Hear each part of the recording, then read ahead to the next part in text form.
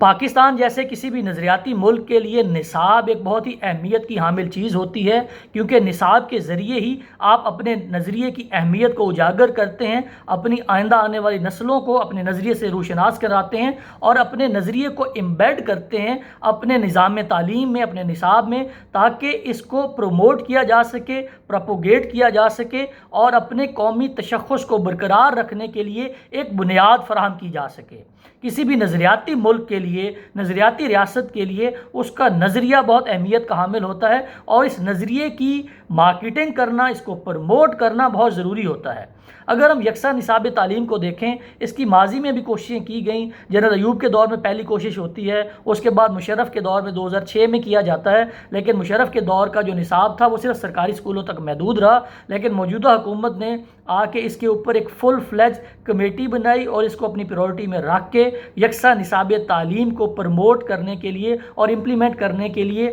3 phases میں اس کو launch کرنے کا اعلان کر دیا۔ اس سے جو مقاصد حاصل کرنے کی کوشش کرنے جا رہی حکومت وہ یہ ہے کہ ہمارے معاشرے کے اندر جو طبقاتی تقسیم ہے اس کی ایک بنیادی وجہ یہ بھی ہے کہ مختلف لوگ مختلف بیک گراؤنڈ سے آتے ہیں، مختلف تعلیم حاصل کر کے آتے ہیں، کسی بھی مقابلے کے اندر چونکہ یکساں مواقع نہیں ملتے ان کو، جس کی بنیاد یہ ہوتی ہے کہ ان کا تعلیمی پس منظر مختلف ہوتا ہے، تو اس جو طبقاتی تقسیم ہے یہ بہت اہم پوائنٹ ہے، اس کو یاد رکھنے کی ضرورت ہے کہ جو یکساں نصاب تعلیم ہے اس کا ایک بنیادی مقصد یہ ہے کہ ہم نے جو طبقاتی تقسیم ہے اس کو ختم کرنا ہے۔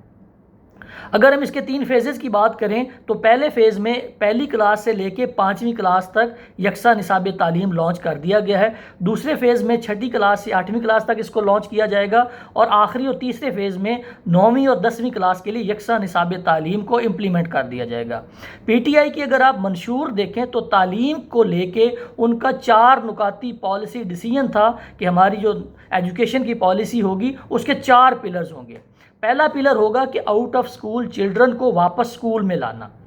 گورنمنٹ کے اپنے اعداد و شمار ہیں کہ اس وقت پاکستان کے اندر تقریباً 2.5 کروڑ بچے ہیں جو کہ سکول جاتے ہیں اور 2 کروڑ 30 لاکھ ایسے بچے ہیں جو کہ سکول نہیں جاتے، جو آؤٹ آف سکول ہے۔ تو پہلا جو پلر تھا ایجوکیشن پالیسی کا وہ یہ تھا کہ آؤٹ آف سکول چلڈرن کو واپس سکول میں لانا ہے۔ دوسرا کہ یکساں نصاب تعلیم متعارف کرانا ہے۔ تیسرا کوالٹی آف ایجوکیشن کو بہتر کرنا ہے اور چوتھا پلر یہ تھا کہ ہم نے ووکیشنل اور ٹیکنیکل ایجوکیشن کو پروموٹ کرنا ہے تاکہ سکلڈ لیبر پیدا کی جا سکے۔ تو یہ 4 نکاتی ایجنڈا تھا پاکستان تحریک انصاف کا حکومت میں آنے سے پہلے۔ تو اگر ہم اس کی ڈارک سائڈ پہ یا گرے ایریا پہ یا وہ جو لوپ ہولز ہیں یا جس کے اوپر کرٹیسائز کیا جا سکتا ہے اس ایسپیکٹ کو دیکھیں تو 4 نکاتی ایجنڈا میں سے جو سب سے آسان کام تھا اور جس کے اوپر سب سے کم محنت ہونا تھی انہوں نے اڈاپٹ کیا اس کو۔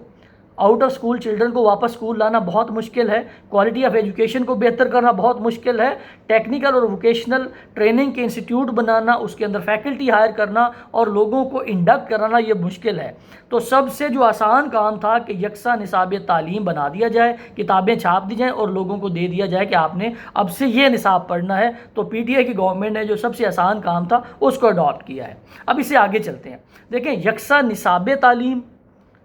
یکساں نظام تعلیم یا سنگل نیشنل سلیبس، ان تینوں چیزوں میں جو فرق ہوتا ہے وہی ملحوظ خاطر نہیں رکھا گیا۔ یکساں نصاب تعلیم کا مطلب یہ ہوتا ہے، اس کی مثال میں آپ کو ایسے دوں گا کہ اگر آپ دیکھیں کہ BBA کوئی بچہ کرنا چاہتا ہے پاکستان میں تو اس کا جو کریکولم ہے، جو نصاب ہے، وہ HEC نے ڈیفائن کر کے اپنی ویب سائٹ پہ ڈال دیا ہے۔ اب اس نصاب کو ایک براڈر اسپیکٹرم سمجھا جائے گا اور اس نصاب میں سے سلیبس بنایا جائے گا جو ہر یونیورسٹی اپنا بناتی ہے۔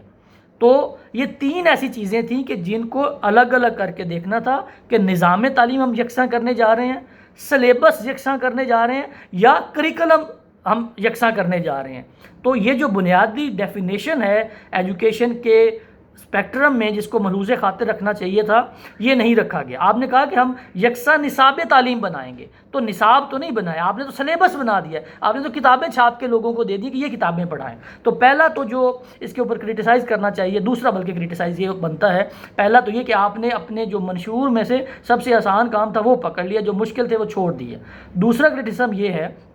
کہ آپ نے یکساں نظام تعلیم بھی نہیں بنایا، یکساں کریکلم بھی نہیں بنایا، آپ نے نصاب بنا دیا، آپ نے سلیبس ایک بنا دیا، آپ نے کتابیں چھاپ دیں۔ اس کے بعد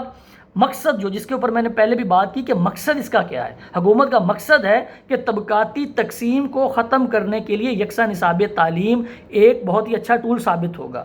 تو اس مقصد کو حاصل کرنے کے لیے صرف کتابیں چینج کر دینا کافی ہوگا؟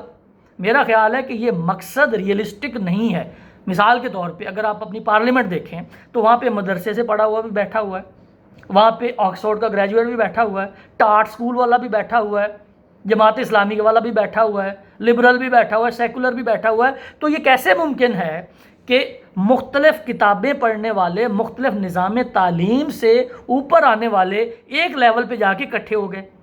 تو جو مقصد ہے طبقاتی کشمکش کو ختم کرنا، اس کے لیے ایک پورا سوشو اکنامک سسٹم آپ کو ڈیوائز کرنا پڑے گا۔ صرف ایک طرح کی کتابیں پڑھا دینے سے آپ یکساں نصاب تعلیم کو امپلیمنٹ کر کے ملک کے اندر طبقاتی کشمکش کو ختم نہیں کر سکتے۔ تو تیسرا جو کرٹیسزم ہے وہ یہ ہے کہ جو اس کا آبجیکٹیو رکھا گیا ہے اپیرنٹلی وہ ریئلسٹک نظر نہیں آتا، اور اس کا کوئی کنیکشن یا کو ریلیشن بنتی ہوئی بھی نظر نہیں آتی کہ آپ پہلی سے لے کے 10ویں تک ایک طرح کی کتابیں پڑھیں گے تو معاشرے کے اندر طبقاتی کشمکش ختم ہو جائے گی۔ اور چوتھا اور بہت اہم جو کرٹیسزم ہے وہ یہ ہے کہ 18ویں ترمیم کے بعد جو تعلیم ہے یہ تو پروونشل سبجیکٹ ہے، صوبے ہیں ان کی ذمہ داری ہے، ان کی ثوابدید ہے کہ وہ کون سی تعلیم حاصل کرنا چاہتے ہیں اور کون سی تعلیم وہ پڑھانا چاہتے ہیں اپنے صوبے کے اندر۔ تو یہ وفاق اور صوبوں کے اندر ایک کشمکش پیدا کرنے کا ایک موجب بن سکتا ہے، جو کہ ہمیں نظر بھی آیا کہ سندھ نے آؤٹ رائٹلی ریجیکٹ کر دیا ہے کہ ہم یکساں نصاب تعلیم کو امپلیمنٹ نہیں کریں گے، کیونکہ یہ ان وائلیشن ہے 18th امینڈمنٹ۔ 18ویں ترمیم تمام صوبوں کو حق دیتی ہے کہ وہ تعلیم کے بارے میں فیصلے خود کر سکتے ہیں۔ اس کے بعد ون سائز فٹ آل والی پالیسی اڈاپٹ کرنے کی کوشش کی گئی ہے۔ دیکھیں اللہ تعالیٰ نے مختلف ذہن بنائے، مختلف لوگ بنائے، مختلف صلاحیتیں ہیں ان کی، تو اس جو ڈفرنس ہے، یہ جو تقسیم ہے، یہ تو قدرتی ہے، یہ نیچرل ہے۔ اگر آپ یہ کہیں کہ میں نے ایک سائز بنا دیا، میں نے سب کو اس کے اندر فٹ کرنا ہے، تو یہ ممکن نہیں ہوگا۔ اس وقت پاکستان کے اندر 7 مختلف جو نظام تعلیم ہیں وہ رائج ہیں۔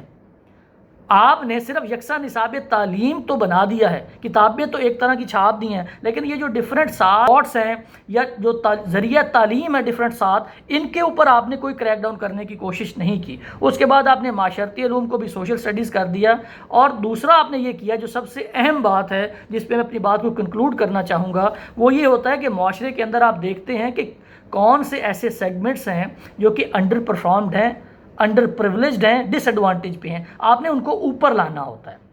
یکساں نصاب تعلیم میں آپ نے کیا یہ ہے کہ آپ نے ایل جی ایس اور بیکن ہاؤس اور جو اس طرح کے ایچ ایس این لیول کے کالجز اور سکولز ہیں ان کو آپ نیچے لے کے آ گئے ہیں، بجائے اس کے کہ آپ نیچے والوں کو اٹھا کے اوپر لے کے جاتے۔ جو گورنمنٹ کے سکول ہیں، جو مدرسے ہیں، آپ ان کو اوپر لے کے جاتے۔ آپ نے جو ایلیٹ کلاس کے سکولز ہیں ان کو مجبور کر رہے ہیں کہ آپ بھی اسی لیول پہ آ جائیں جہاں پہ ایک گورنمنٹ کا سکول پرفارم کر رہا ہے۔